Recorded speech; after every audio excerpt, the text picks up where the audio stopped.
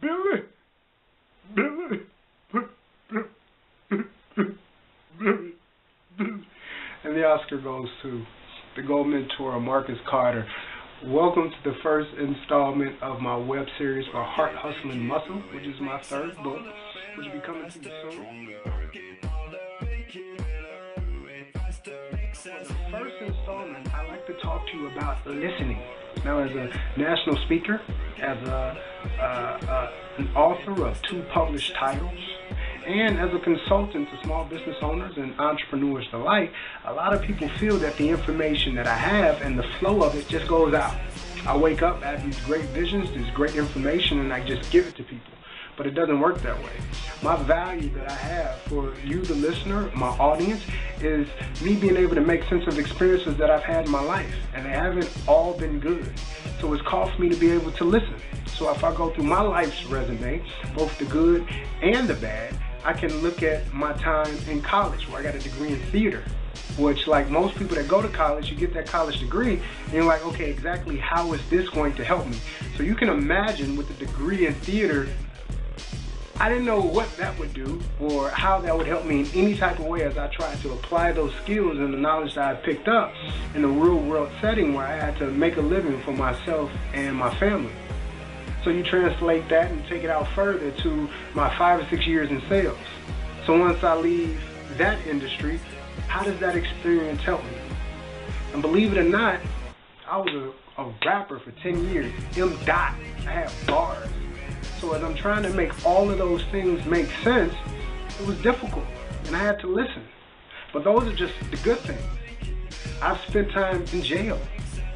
How does that make sense? How does that provide value to my audience now? I've dealt with alcohol. How does that make sense?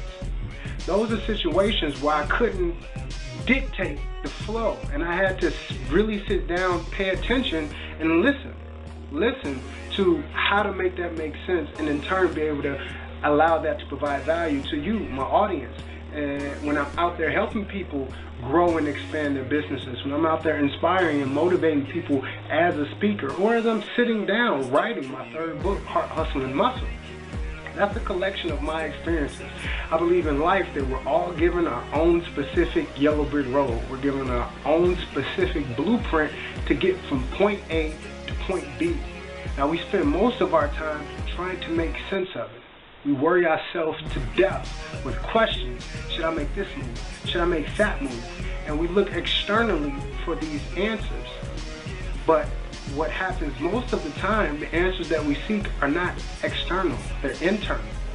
And that in turn forces you to have to listen.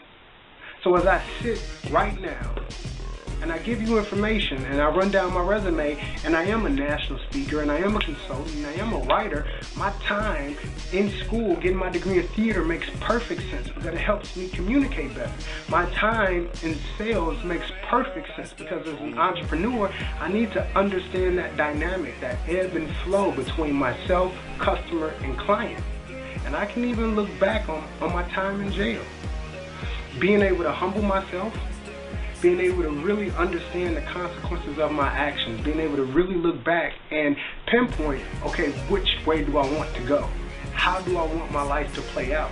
Or like the old school commercial, exactly what do I want on my tombstone? I needed all those specific situations to help me get to where I am today.